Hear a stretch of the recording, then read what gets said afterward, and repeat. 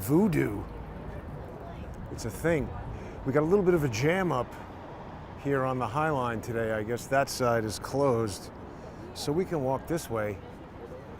But yeah, no, I'm not talking about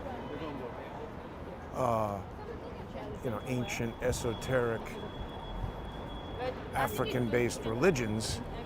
No, I'm talking about Docket, Chicanery, and Voodoo justice over there in the Bonesman-in-Chief's courtroom. Jeb Boasberg, James E. Boasberg. That's where we get the Jeb from, his initials. So he's a, hey, look at this, the Mermaid Inn. Now, what is this? What is that? Swim on in. Happy hour, brunch. I'm not sure what that is, but that's a new sign. So what am I talking about? So the last walk, people might have heard me talking about my amicus brief. It was, I've spoken about it quite a bit. Boasberg, just like Dale Ho. You know, Dale Ho did it in USA versus Eric Adams. I filed an amicus brief, never made it to the docket. Boasberg was doing the same thing. Now, in the Eric Adams case, I don't know, I was gonna file a writ of mandamus, but that's $605. And I have to be very careful with the money provided by generous sponsors of the show. I don't know, would you want to just throw around $605? I don't think so. Particularly given that, you file these things in the appellate court, and it's the same kind of jerks that are operating in the district court. They just say, thanks for the 605, dick. No. Motion denied. Get out of here. It's really unfair that they charge that $605, but that's another video for another time. We'll talk about that. It's Boasberg. I figured out something very important, actually, about why we had all this docket chicanery. What am I talking about? Docket chicanery. Not to be confused with Sean Connery. That's a totally different thing. But I'm saying they're playing games.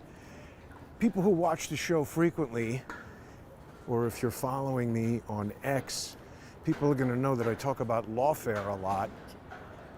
I didn't, decide to take this up as some kind of academic pursuit. I have been forced to become a pro se defendant. I'm not an attorney. It's important to restate that. Look at this. Spring is really here. Little buds of... that's nice. Flowers on their way in.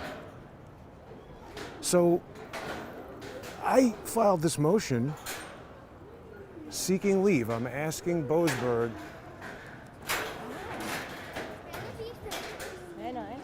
to leave his normal process, do something not scheduled or expected, and grant me this request. I'm asking to enter the case as an amicus curiae, a friend of the court. I've got a unique perspective on facts and information directly relevant to the case, and at the judge's discretion, he could determine, oh yeah, that is interesting. Let's have this person come to a hearing, submit these briefs, do whatever, and we'll consider this information in the process of adjudicating this matter. And the thing is, they're reluctant to do this with pro se filers because they're like, hey, get out of here, you don't know what you're doing. In general, that's how courts feel about pro se filings. And in general, that might be correct. We got a weird temperature today, so I'm sort of between a zipped up jacket and a halfway zipped up jacket. But the judge didn't say, hey, this is a nonsensical, irrelevant filing written by a pro se who doesn't know what he's doing, so we're not accepting it for that reason. Could have done that. I've seen pro se filings that meet that. I could understand if a judge said that to somebody like, what was that woman's name with the private criminal complaint? I forget her name. Ken Silva basically dismantled her stupidity in a hot minute. But I could see a judge saying, hey, this is a bunch of frivolous, unsupported nonsense. I've seen things from George and his brother that I could see a judge saying we're not allowing this in because it's frivolous nonsense. But I was citing relevant case law, stating facts about the plaintiff, the federal rules. The entire brief is up. I put it up after it hit the docket. People who are following on X, you can go on there at JG_CSTT, and I've posted the full brief. You can read it. It's on the docket. And it got on there yesterday after it was Monday, right? I woke up, I'm looking at all the stuff on the computer, starting the day, starting the week, what are we getting into? And I'm like, what is going on with this thing that I filed that the judge ordered last week that it go on the docket, and it still isn't? So let me take everybody through an important timeline here. Oh, did I load this? Oh, no, I got something I want to share. Yeah, there we go. So let's go to the docket for a second, because I want to take people back so everybody understands what I'm talking about. There is a way, and if there's an expert out there who knows how to do this, remember, I'm not an attorney, I'm not a PACER expert, but there is some way to get a NEF, a notification of electronic filing, where I guess it emails you and says, hey, this just got filed. And I think you might need to be an attorney. There's a different way that you log into this thing if you have a bar license. And so I think that might be a function of, because I've looked around and can't find it. But the point is, you get this notification and it tells you right away that a thing has been filed. And because I don't have that set, I have to just always check the docket. And that's another thing, by the way, that drives up the bill. So thanks to everybody who sponsors the show. Everything I do costs money. Checking how much I'm getting sued is costing me literally like thousands of dollars every time I get the bill from PACER. But anyway, I have to check it manually because I don't know how, or otherwise don't have access to this notification of electronic filing. And so I didn't know that my motion for reconsideration, this Rule 59E motion, had been granted until the 10th, okay? The judge ruled on it on the 9th and put it on the docket saying, hey, all right, Jason's right. I have to reverse my previous order. By the way, I've spoken to a few lawyers about this now, and it's apparently incredibly rare.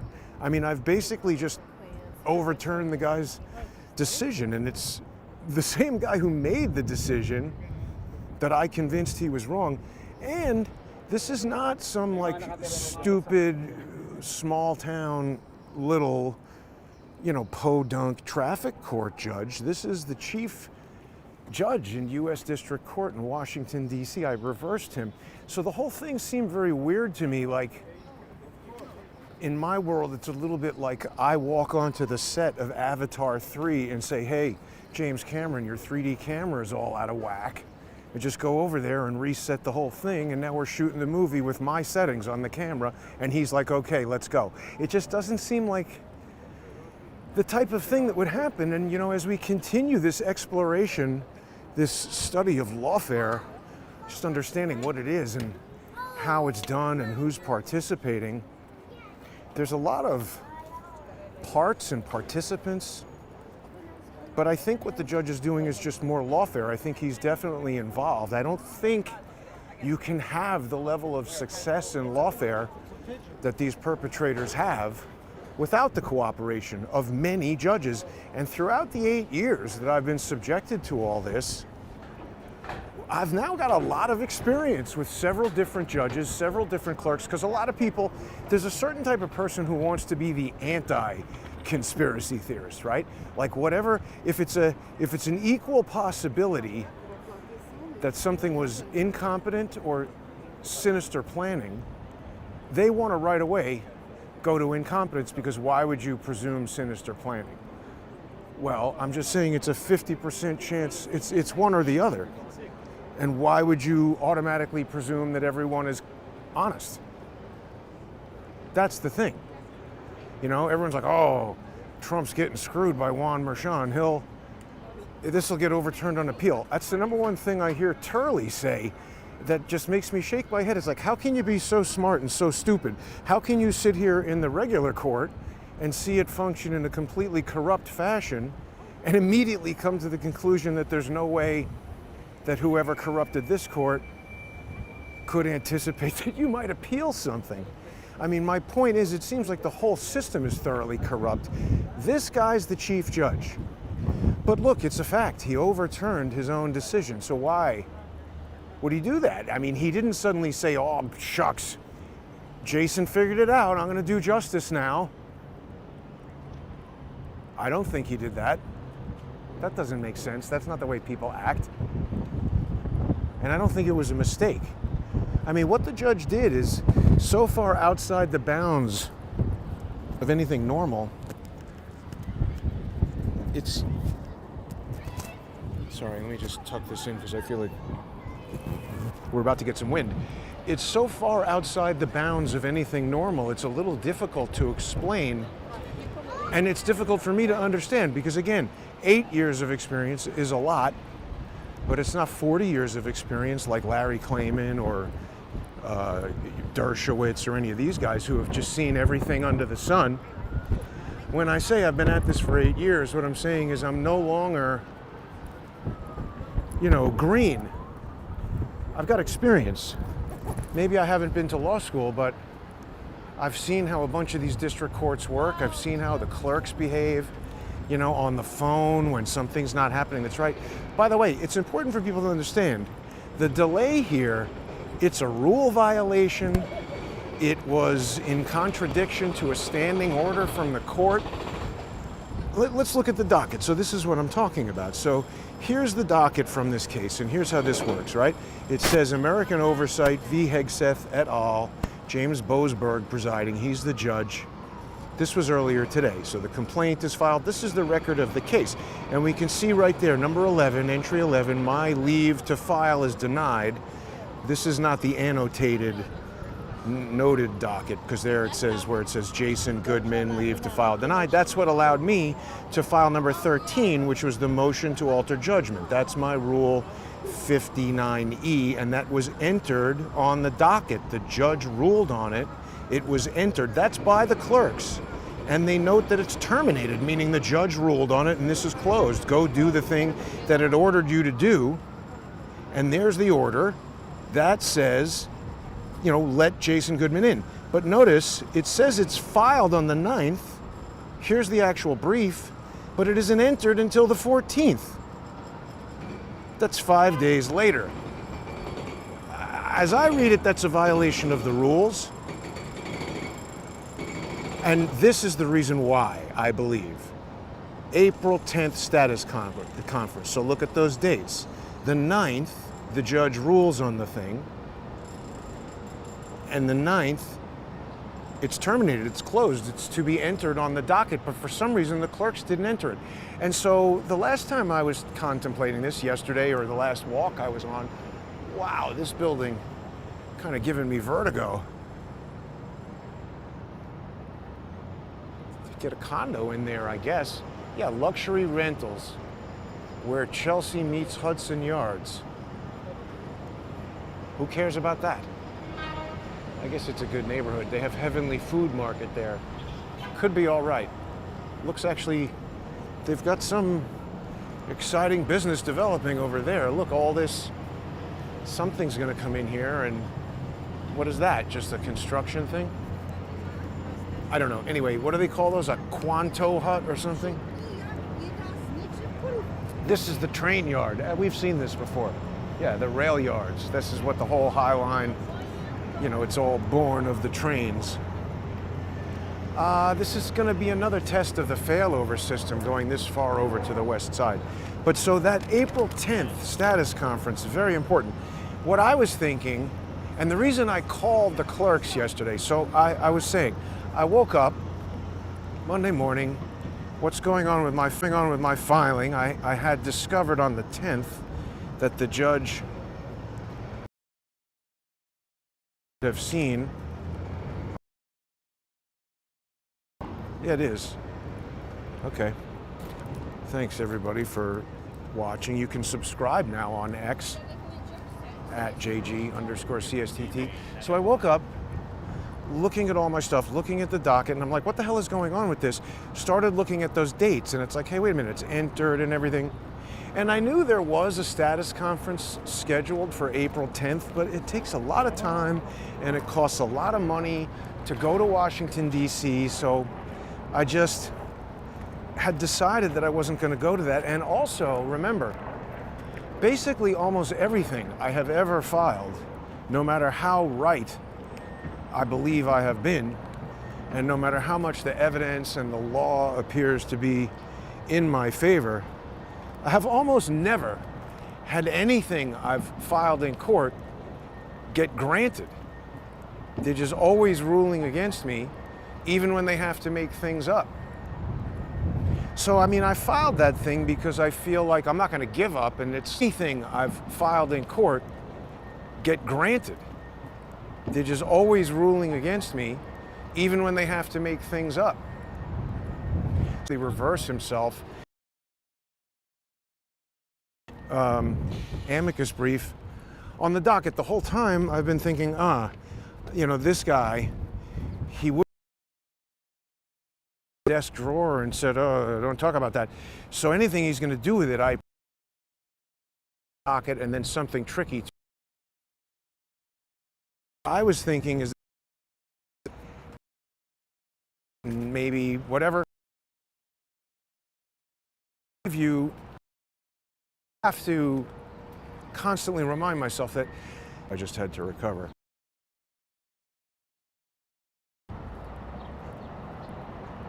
Right, I'm not a person of power, exactly. They just don't care. I have to constantly remind myself that there is just no way is actually worried about anything. Essentially in his way, which is why you got this voodoo doll, Voodoo. Jason, what do people think about that? Creepy or cool? I don't know, I think it's kind of funny. But that's the thing, he just doesn't care. I think, thinks he's just infinitely more powerful. I am literally like a gnat flying around. I'm bothering him. He's swatting me out of the way, but I don't think he considers me seriously at all. So it's not that he's scared, but there is a plan that these guys are enacting, and this definitely gets in the way. So I believe now the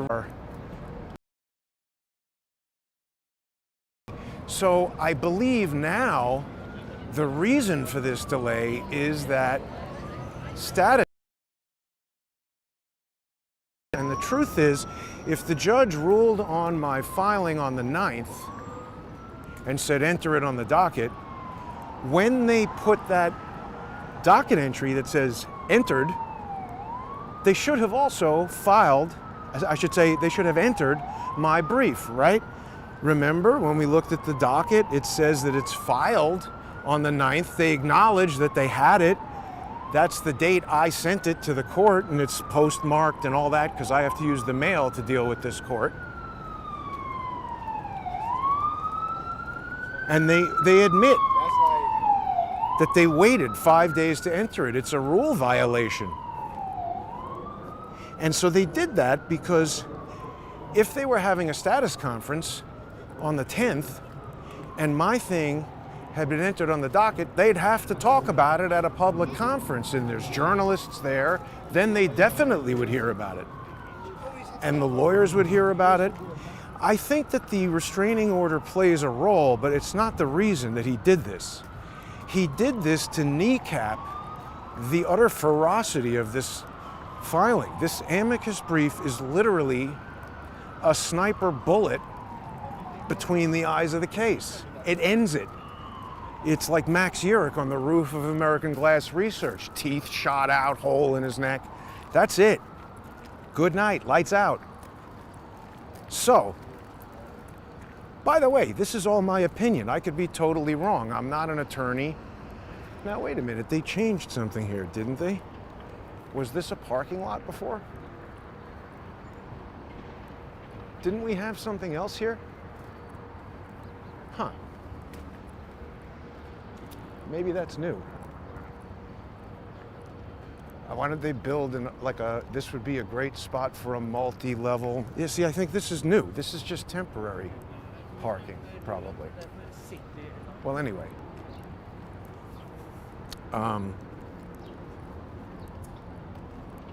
Yeah, Boasberg's got himself a how to eat an elephant problem. What are you talking about, Jason? How do you eat an elephant? One bite at a time. My interpretation of that saying is, if you were literally going to try to eat an elephant, now you're on, fat kid. If you were literally trying to eat an elephant, it seems like a sort of insurmountable task. How would you do it? Well, you just got to start taking one bite at a time, and this is the problem. Make it go away. So, step one. While you're taking a piss at the urinal, you tell the clerk, hey, that amicus filing, don't let that get on the docket before the hearing tomorrow. Flush out the door. What? So, I mean, I'm just saying, obviously, we already have evidence that the judge has no problem doing things outside the rules, off the docket. He's so confident in his ability to do that, he's actually making minute orders on the docket about it, saying, filing denied, Jason Goodman, get the hell out of here. And I said, wait a minute, you can't do it like that. That's a constitutional violation, a violation of my rights. And for some reason, he says, damn it, right. I think that reason is he knew. I was something between 98 and 100% right, and this would be a problem for them on appeal. They want this case to take out Pete Hegseth, to take out John Ratcliffe, to take out Tulsi Gabbard. They want to, ideally, decimate Trump's cabinet. That is their purpose here. Okay? And there's a plan. There's a reason this all happened with Signal. Now, I don't know John Ratcliffe. He looks like he might be, I don't know, 60. He might be, how old is John Ratcliffe? Could be 59, 63, I don't know. Is he a computer expert? I don't know. Could he be, like if you met Charles, and the first day you ever met him, you knew nothing about him. If he told you, yeah, I spent 30 years working at Microsoft and I'm a computer expert or whatever, you wouldn't doubt that. He's the age where you could be that. But conversely, there are also a lot of people in their 60s who, there's people in their 50s, my age, who just missed it, don't do anything with computers. And maybe Ratcliffe is that kind of guy. Maybe they said, hey, Director Ratcliffe, here's your company phone, your company computer, here's your IT support line. This is a special IT guy with classified CIA whatever, and he gives you all the instructions when you need to communicate this type of information. It's in a SCIF. When you have people who are somewhere that they can't get to a SCIF, the policy currently is to use Signal. So is the first thing that he does as the new director of the CIA to go in there and evaluate every single piece of software that is in use by the CIA, or does he presume that the existing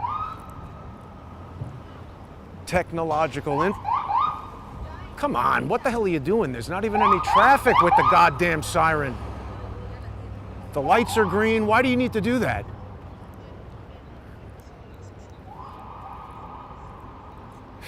So much noise in New York City. What the hell was I saying? So we don't know. Ratcliffe, is that the first thing he does, is go in there and question, why are we using Microsoft Word? Shouldn't we have something more secure? Why are we using Signal? Why are we doing this? Why are we doing that? So then the other issue is Signal automatically deletes messages. Our buddy Jeffrey Goldberg has shown us from a screen capture that is the way that it says. He's shown us in the screen capture that it says, oh, this message is going to delete in 4 weeks. And he says, oh, so they're deleting messages. But I don't think that you can come to that conclusion. that is evidence that on that phone at that moment, that is the way the app was set. Now, I don't know where that setting gets made. Is that made on the recipient's phone? Is that made on the sending phone? Is this Signal app a client to a Signal server somewhere? We don't know anything about how this app works, or at least not the underpinnings of it and the technological details, where that is where the devil lies, or God, depending on your point of view. So the point is, they are going into this lawsuit with certain foregone conclusions that I see the press, taking to the hoop. And to me, that reeks of this type of media-coordinated lawfare. Plus, I come in there with just irrefutable facts about a fundamental fatal flaw in the case. Actually, let's walk up this way. And the judge's reaction to it is so unusual and intense that it can't be ignored. It's got to be scrutinized like this. We have to understand what it is that this Boasberg, bonesman-in-chief, is cooking. How are the comments doing? Courts are more art than science. The stream is flipping out? Is it? It looks normal here. Well, anyway, oh yeah, I meant to tell people, Lee is in the hospital again. I'm a little concerned. I got a text, I think from Dennis.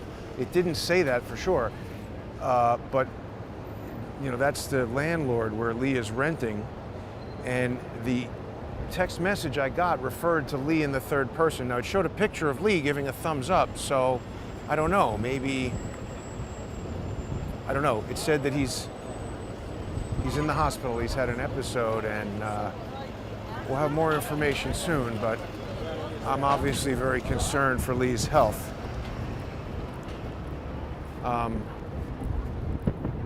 Back on the lawfare thing. Yeah, this media-coordinated lawfare. See, that's the thing. The angle that they're trying to get to now is the purpose of this restraining order that ends tomorrow.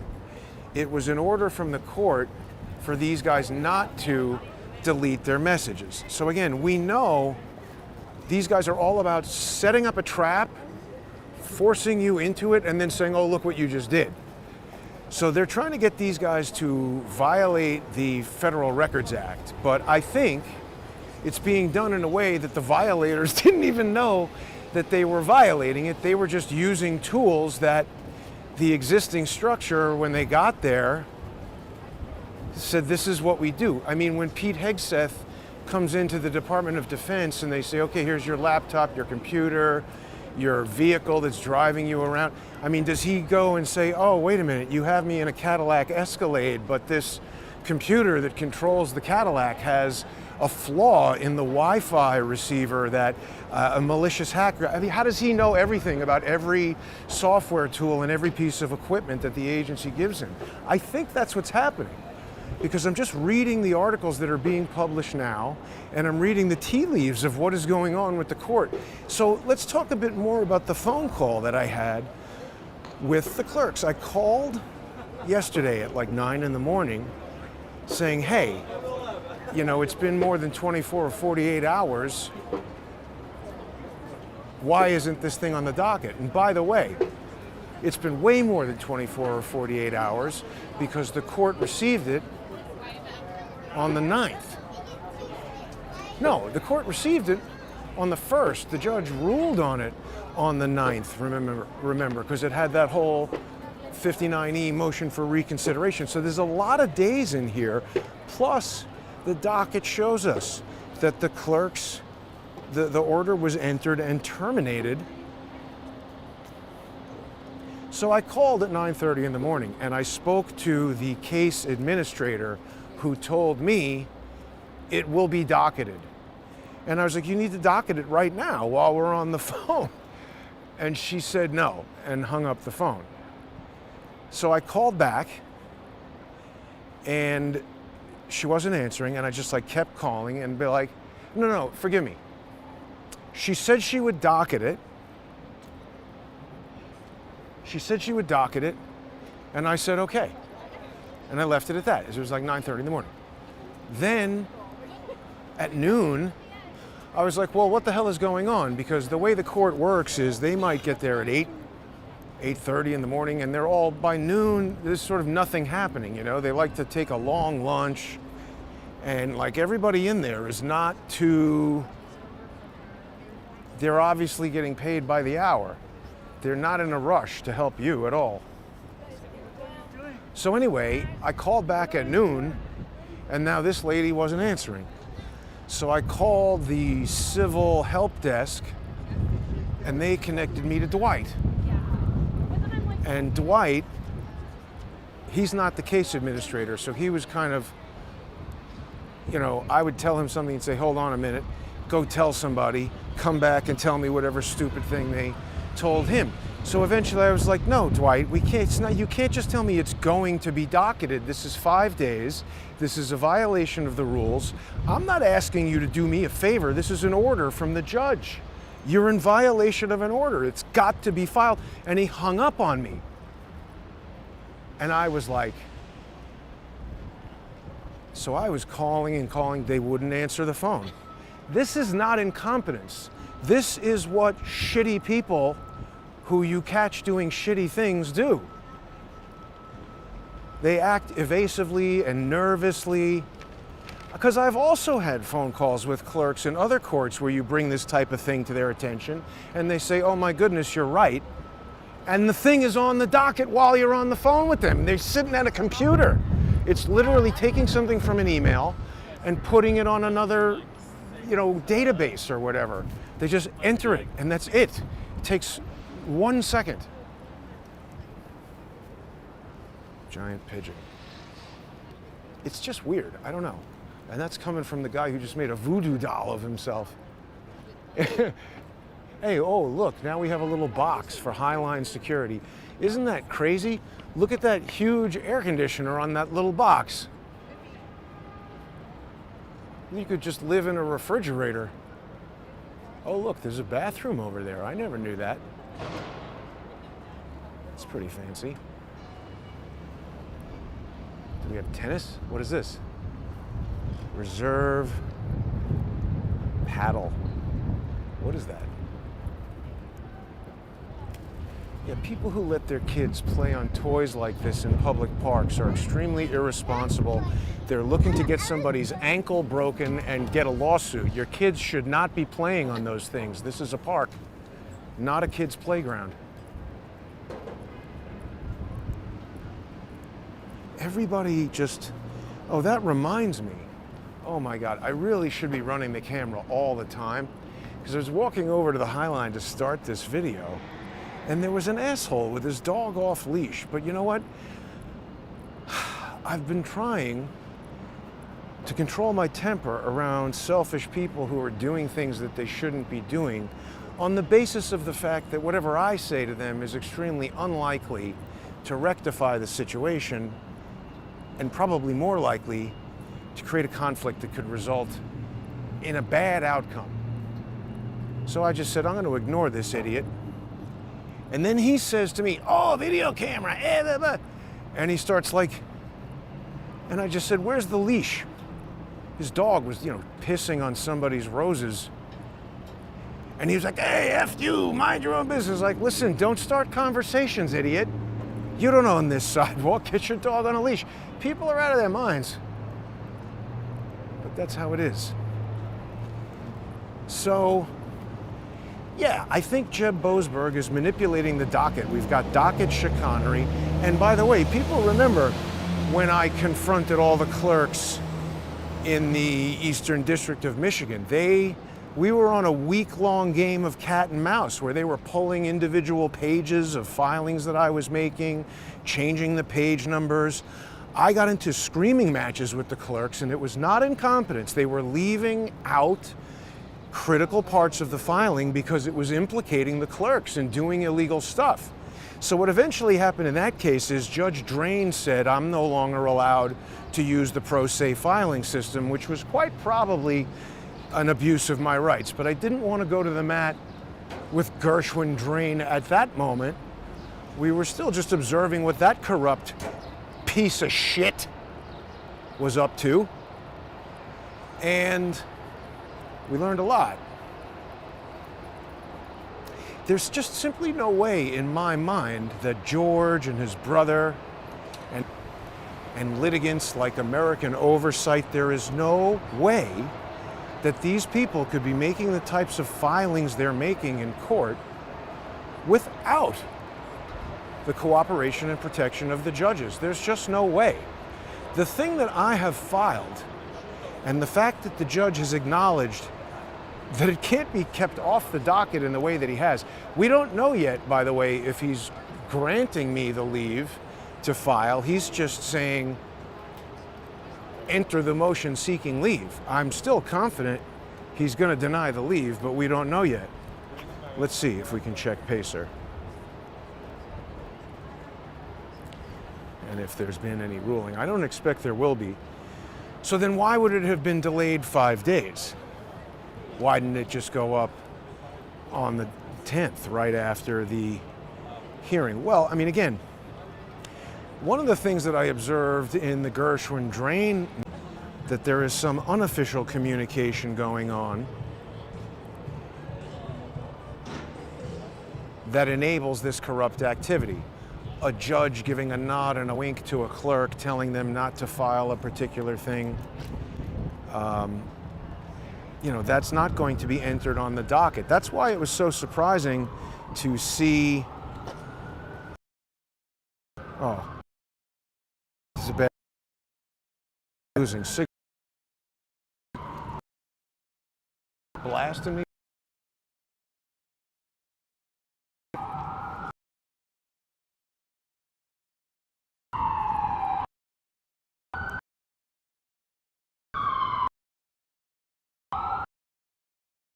Hey, I don't know why it was doing that. I forgot that I have filed is so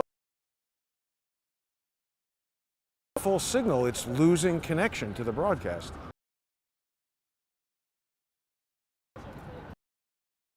To that. This is so bad on the phone.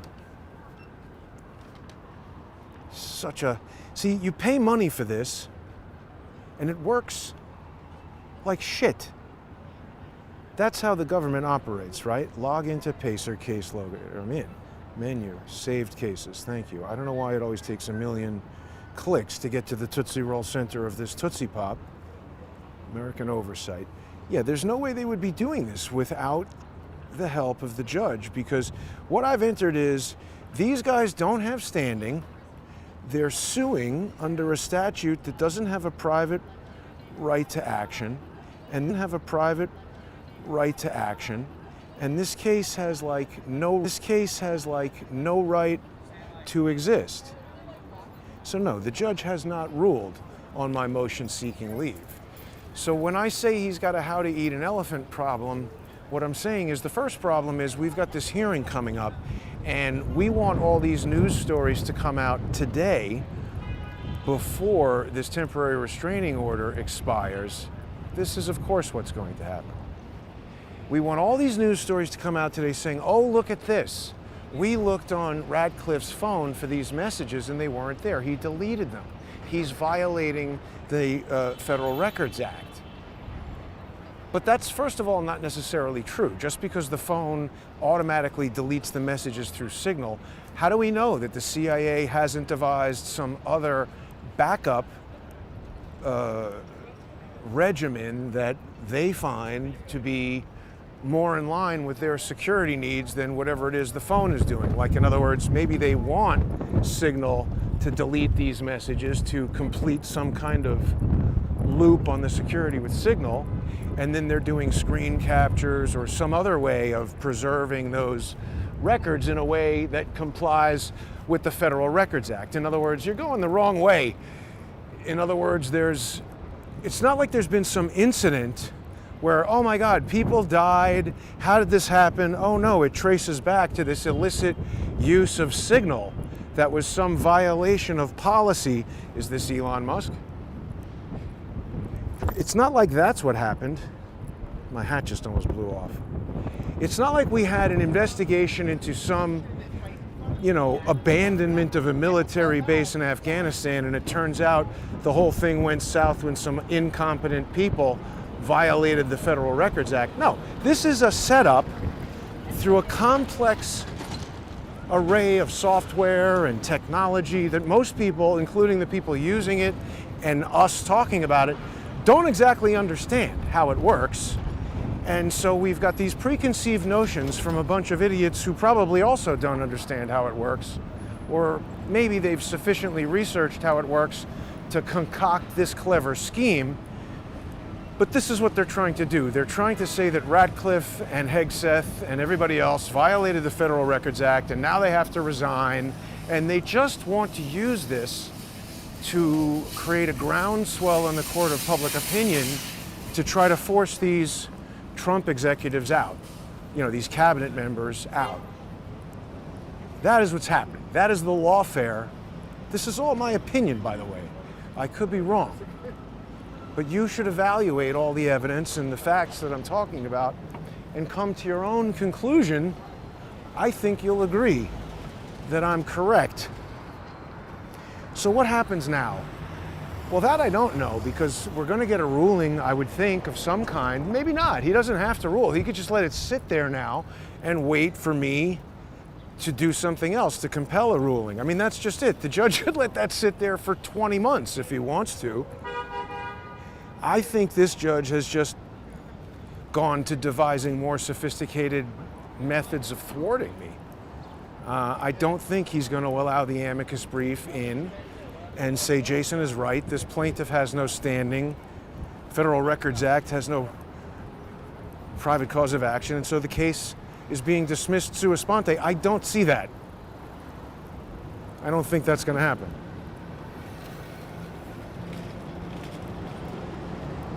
Well, what do people think about this? I mean, yes, it's true. Laws and rules differ from state to state and even district to district, and even depending on sometimes which judge you're dealing with. Their individual rules of practice can vary, but I'm checking all of those rules when I'm writing these things, and the complaints that I'm making are based on violations of those local rules. Federal rules, local rules, court rules, all that is being violated by the judge and the clerks. And it's not like they came back with a 5-10 page memorandum opinion about how I don't know what I'm talking about. I don't know what to make of this exactly. I mean, I did compel the judge to do something that he obviously didn't want to do, but I don't think I've got the upper hand by any means. I mean, he's, as I've been saying, quite obviously concocting some other screwy game. Mindy asks, are we being played again? Well, what do you mean? Absolutely yes is the answer, but by who? I think Mike Waltz is a problem. I think Mike Waltz got these guys on the signal call because I think he's a deep plant who, there are people who have taken on these roles where the mission is to get as close as possible to Trump. Those are the people that can do the most damage. Infiltrators can damage the organization way more and more easily and more permanently than an outside attack. And by the way, that is what they love. This is the weasel method of lawfare. Infiltrate. What did they do with Snyder? They infiltrated my legal defense. They controlled my attorney. That is always what they are trying to do, whether it is through extortion, blackmail, whatever it is. Look at all the Trump attorneys. That's why they bring these charges against them, so they can get them under their thumb and make them roll over on Trump. Look at Cohen. This is all they do, is try to insinuate scumbags to infiltrate. I say Mike Waltz has got to go. His wife was working for Hillary Clinton. Why? Maybe Mindy was asking, does Trump know this, and is he doing this on purpose? I don't have any direct evidence of that, but it's definitely extremely disconcerting. What happened with Eric Adams, what's happening here, This is brazen lawfare, but not in the way that Eric Adams says. It's not because Joe Biden and his Department of Justice prosecuted Eric Adams. Here's this crappy Citroen. I don't understand. It obviously works because it's parked somewhere else every day in this neighborhood. But somebody around here owns that piece of junk. Gotta be French. Nobody else likes those cars. That thing's from the 80s or something. Crazy. Yeah, I mean, it's just interesting to see Dale Ho pull the same exact move that Boasberg did. I mean, it's literally like these guys have a playbook. What on earth makes them think they can just select who gets to file in court and who doesn't?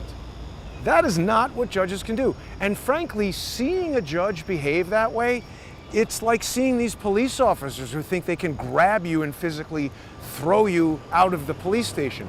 I don't need to see any more. This is an irresponsible individual who, in the wrong situation, is going to wrongfully cost someone their life because they don't know how to conduct themselves and they don't know what the limits of their responsibilities and authority are. It's dangerous.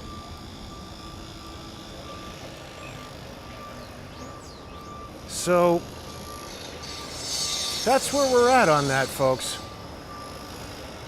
I think.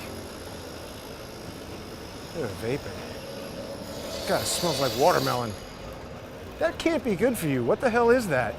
Smoking plastic watermelon?